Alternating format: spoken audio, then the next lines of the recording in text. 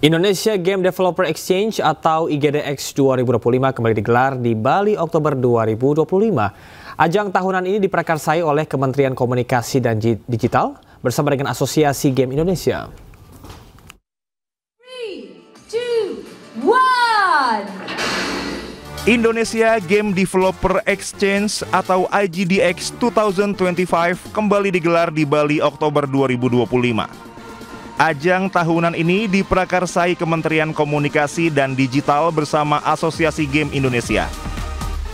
Mengusung konsep bisnis dan conference, IGDX menjadi wadah pengembangan investor dan penerbit game untuk berjejaring serta memperluas pasar yang diikuti sekitar 30 studio game dan 500 peserta. Menteri Komunikasi dan Digital Mutia Hafid mengatakan gelaran IGDX ini penting untuk membangkitkan kembali gairah industri game di tanah air.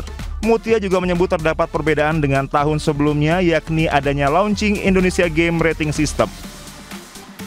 Yang pada prinsipnya ini dilakukan untuk meningkatkan, melindungi industri game, tapi di saat yang bersamaan juga melindungi para gamers, khususnya anak-anak. Jadi di tahun 2026 kita harapkan games yang beroperasi di Indonesia itu sudah memiliki angka ratingnya. Dimulai dari 3 tahun, 7 tahun, 13, 15, 18. Sehingga ini juga memberikan kepercayaan kepada pelaku games bahwa khususnya orang tua yang banyak memberi aspirasi kepada Komdigi ya, mereka jadi bisa lebih tenang karena game developers nanti ke depan akan melakukan pengumuman masing-masing di dalam gamesnya usia berapa yang tepat untuk masuk ke game tersebut. Mungkin singkatnya seperti itu teman-teman. Sistem ini untuk ASEAN adalah salah satu rating sistem nasional pertama di ASEAN. National Rating System untuk game yang pada prinsipnya ini dilakukan untuk meningkatkan perlindungan industri game. Dari Bali, Abdul Aziz, iNews melaporkan. Viral video diduga rombongan Menko Infrastruktur dan Pembangunan Kewilayahan Agus Harimurti Yudhoyono menyalip mobil Sri Sultan Hamengkubuwono X. Namun pihak AHY menegaskan tudingan tersebut tidak benar.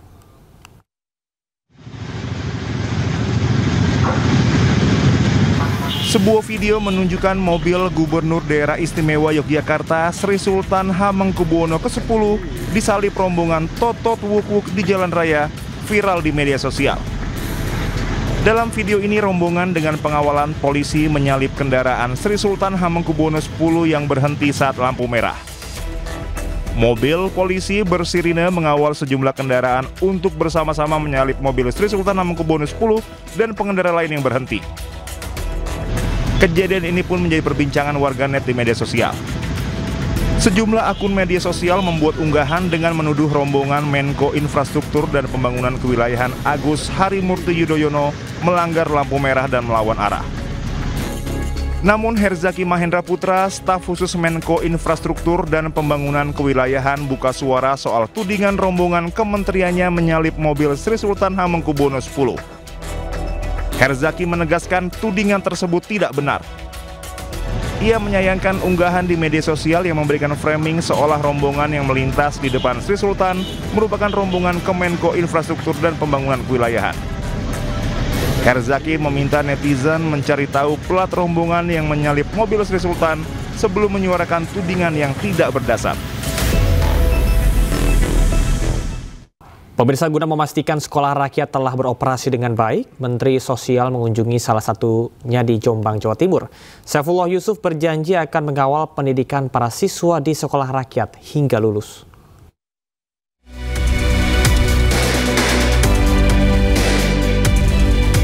Menteri Sosial Saifullah Yusuf berkunjung ke sekolah rakyat di Kecamatan Mojo Agung, Kabupaten Jombang, Jawa Timur, Sabtu sore. Kedatangannya ini bertujuan mengecek sekolah rakyat di Jombang yang telah beroperasi sejak beberapa bulan lalu. Nantinya pemerintah akan terus mengawal para siswa sekolah rakyat hingga lulus dan menjamin keberlanjutannya antara bekerja atau ke perguruan tinggi. dari sekolah rakyat ini? Ya nanti kita siapkan ini, jadi kita udah kerjasama dengan Pak Ari Ginanjar ya, yang memiliki teknologi untuk mengetahui minat, bakat, dan jeniusnya anak-anak dari awal.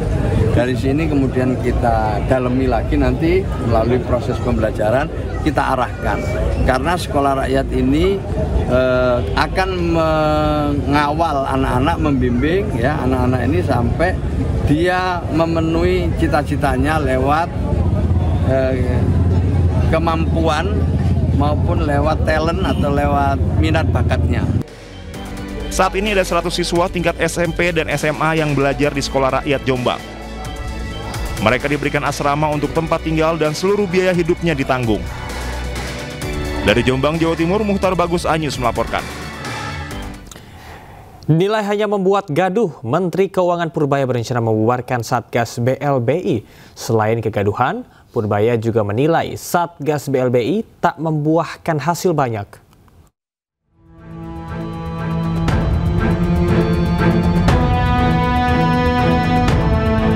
Menteri Keuangan RI Purbaya Yudi Sadewa membuka peluang membubarkan Satuan Tugas Penanganan Hak Tagih Negara Dana Bantuan Likuiditas Bank Indonesia. Hal tersebut diungkapkan setelah Purbaya menyoroti kinerja dari Satgas BLBI. Purbaya ungkapkan hasil yang didapat oleh Satgas BLBI tidaklah banyak. Daripada membuat gaduh, mungkin Satgas BLBI akan dibubarkan. Meski demikian, sebagai bendahara negara, Purbaya masih harus melakukan asesmen lebih lanjut. Langkah tersebut ditempuh sebelum benar-benar mengakhiri masa kerja Satgas BLBI.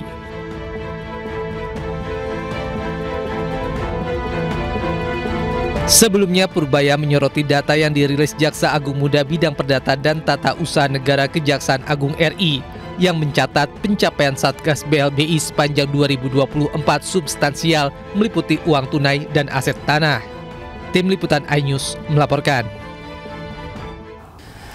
Cek perkembangan program magang nasional yang dimulai Oktober ini, Sekretaris Kabinet Teddy Indrawijaya menemui Menteri Tenaga Kerja Yasirli.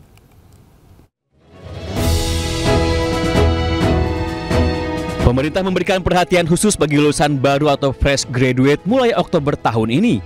Pemerintah meluncurkan program magang bergaji selama 6 bulan. Untuk tahap pertama, sebanyak 20.000 peserta magang nasional akan bekerja di perusahaan BUMN atau swasta dan berhak menerima gaji setara dengan upah minimum provinsi. Untuk mengecek perkembangan program magang nasional ini, Sekretaris Kabinet Teddy Indrawijaya mengunjungi kantor Kementerian Ketenagakerjaan. Teddy bertemu Menteri Ketenagakerjaan Yasirli, Wamenaker Afrian Sahnur, serta jajaran Kemnaker. Bisa langsung bekerja di tanggal 20, Anda bayangkan tanggal 20 Oktober, beliau sudah kerjasama dengan berbagai ribuan perusahaan, tanggal 20 Oktober nanti langsung bekerja. Yang kedua, dapat pengalaman. Yang ketiga, langsung dapat uang saku. Uang sakunya berapa? Sesuai dengan upah minimum dari kabupaten dan kota yang nanti akan mempekerjakan di perusahaan itu. Teddy menyebut usai gelombang pertama, pemerintah akan segera membuka kembali kesempatan magang gelombang kedua dengan perluasan jumlah peserta hingga ratusan ribu. Melalui program magang nasional ini, pemerintah berharap akan tercipta generasi muda yang siap kerja, adaptif, dan berdaya saing tinggi.